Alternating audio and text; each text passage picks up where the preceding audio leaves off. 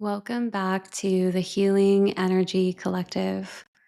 I'm Scarlett, and I'm so grateful you're here. Today, we're exploring a topic that comes up so often in relationships, especially if you identify with having an anxious attachment style. Today, we'll be talking about cognitive distortions, the mental habits of overthinking and storytelling that can make us feel insecure, unworthy, or disconnected. Specifically, we'll explore three big ones that show up in relationships: jumping to conclusions, catastrophizing, and all or nothing thinking.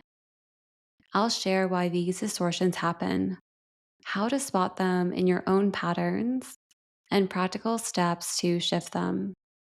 And then we'll bring in mindfulness as the thread that ties everything together. And at the end, I'll guide you through a short mindfulness practice to help you calm your nervous system and come back to the present moment. If you've ever noticed yourself spiraling into overthinking, it's not because you're too much or broken. These patterns usually come from early experiences where love felt uncertain, inconsistent, or unpredictable. As children, our nervous system learns to protect us. If the attention or safety wasn't consistent, our brain developed strategies like scanning for danger, filling in gaps with worst case scenarios, or interpreting small signs as big threats. Fast forward to adult relationships, and those same strategies show up as anxious attachment. It's your nervous system trying to protect you, even though it often leaves you feeling worse. The good news is you can rewire these patterns. You can learn to pause, recognize the distortion, and choose a response that aligns with reality rather than fear. Let's start with the first one: jumping to conclusions. This distortion happens when you assume you know what your partner is thinking or feeling, often with little to no real evidence. For example, your partner hasn't texted you back for a few hours. Instead of imagining they're simply busy, your brain tells you they must be mad at me or they're with someone else. Why it matters. When we act from this assumption, we may send multiple texts, get defensive, or pull away, all of which creates a very disconnection we fear. Instead, here are three steps to shift it. The first is to pause and breathe. Take a few slow breaths before reacting, because we can directly communicate with our brain in the way that we feel through our breath. Step two is to name the distortion. Gently say to yourself, "This looks like me jumping to conclusions." So you're naming it and taking away the shame. Step three is getting curious. Ask, what else could be true? They could be in a meeting, driving, or simply needing downtime. The mindfulness reframe is, instead of being pulled into the story, come back to the present moment. Right now, I don't know what's going on, and it's okay not to know.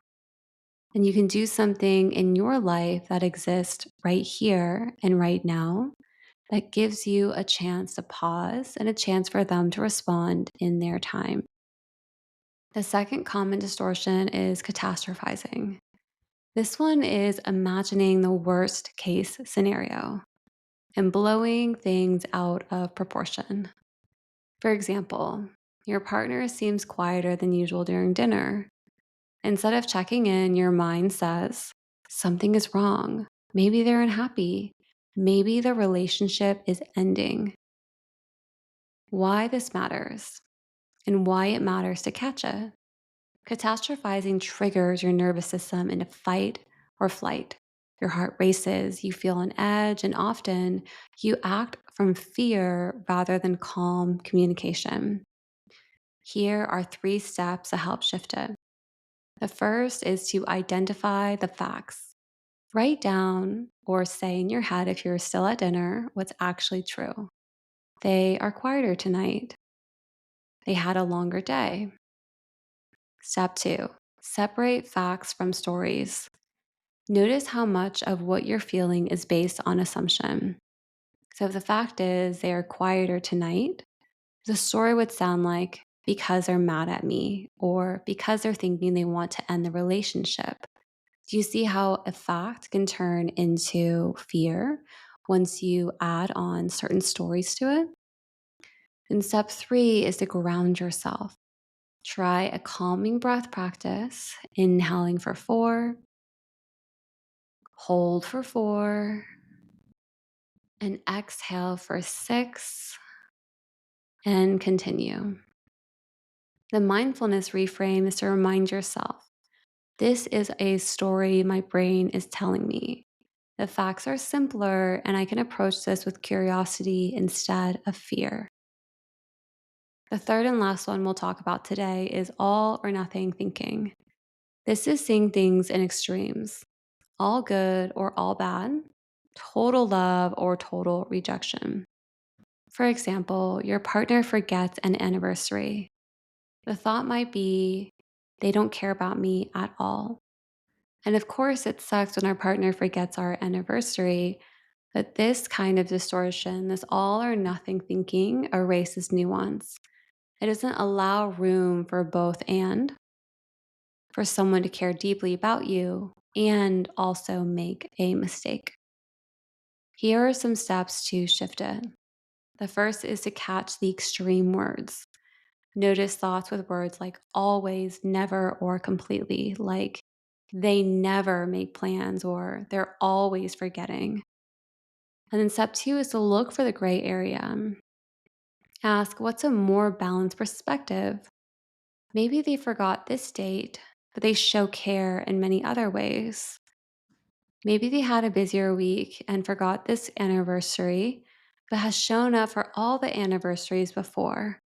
And giving them a subtle nudge or reminder and noticing what their response is will tell you more about the care rather than them forgetting the day. The third step is to practice self compassion. Validate your disappointment while still seeing the bigger picture. Look at and feel into the other ways that your partner shows up for you. The mindfulness reframe is to pause and breathe into complexity. I can feel hurt and still know I am loved. If it feels good, let's close with a short practice together. Find a comfortable position, soften your shoulders, relax your jaw, and allow your hands to gently rest. Take a deep breath in through your nose and exhale slowly through your mouth. Let yourself settle. Bring to mind a recent moment where you notice yourself caught in one of these distortions. Maybe you assume the worst, jump to conclusions, or saw things in black and white. As you recall the moment, notice the sensations in your body. Where do you feel the tension? Your chest, stomach, throat, hands, forehead? Noticing where you feel the tension in your body.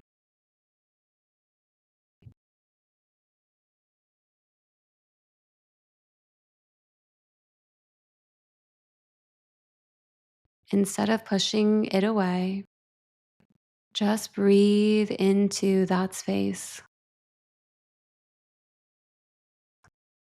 Imagine the breath creating a little more space inside.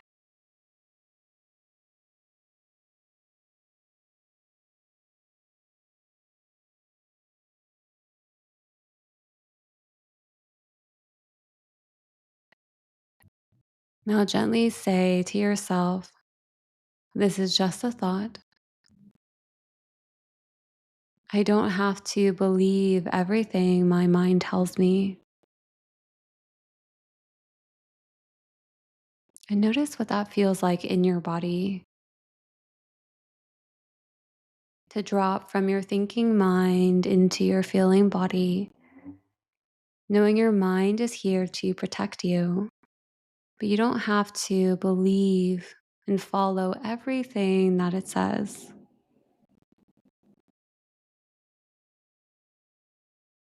When we calm down our breath, calm down our system, we create more space between our thoughts, landing back in this moment where everything is okay.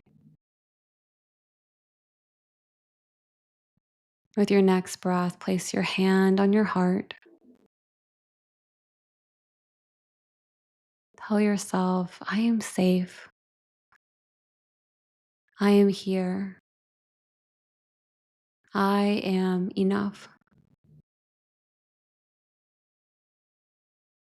Take one more deep breath in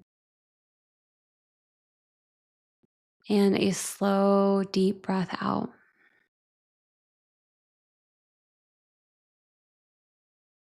When you're ready, slowly open your eyes or lift your gaze. Notice if you feel just a little more grounded and present. Thank you for practicing with me today. Remember, healing isn't about never having anxious thoughts again. It's about noticing them, naming them, and creating space to choose differently. When you notice these distortions, jumping to conclusions, catastrophizing, or all or nothing thinking, it's not about fixing yourself or becoming perfectly calm. It's about awareness, compassion, and practice. Each time you pause, breathe, and choose a different perspective, you're rewiring your nervous system. You're building new pathways of safety, trust, and connection. And this isn't just about your relationship with others, it's about your relationship with yourself. The more you practice self awareness and compassion, the more secure you feel inside your own body, which naturally creates more security in your partnerships. So if you catch yourself spiraling into, they must be mad at me, or this is the end, or they never care, pause. Ask yourself what's actually true right now. What else could be possible? Remember, you are enough exactly as you are, and I'll see you next time.